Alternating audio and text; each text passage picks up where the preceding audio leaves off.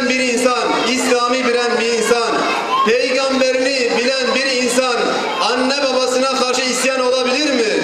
İsyan edebilir mi? Onların kalbini kırabilir mi? Kıramaz.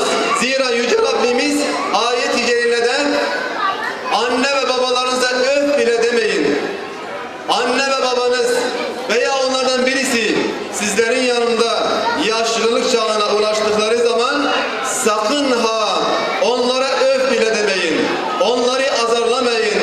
Onlara rahmet kanalınızı gerin diyor Yüce Rabbimiz.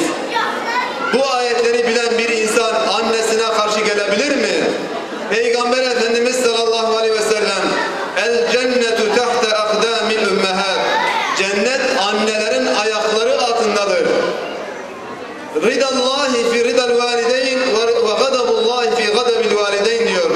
Allah'ın rızası anne babanın rızasındadır.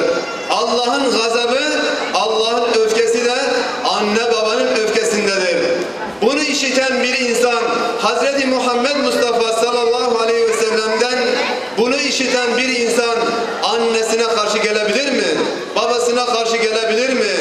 Onun için değerli kardeşlerim, bizler Kur'an'a sarılalım. Kur'an'ı öğrenelim, anlamını öğrenmeye çalışalım.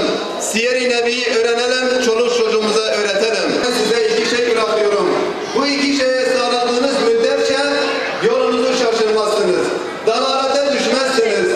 Nedir Peygamberimizin bize göstermiş olduğu adres? Bize tavsiye ettiği adres, bize emanet ettiği adres nedir?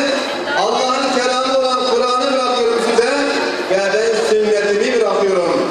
Onun için değerli kardeşlerim, biz Kur'an'a sarılalım, biz sünnete sarılalım, biz Kur'an kurslarına sahip çıkalım. Hiçbir mahallemizde hiçbir mahallemiz Kur'an kursuz kalmasın.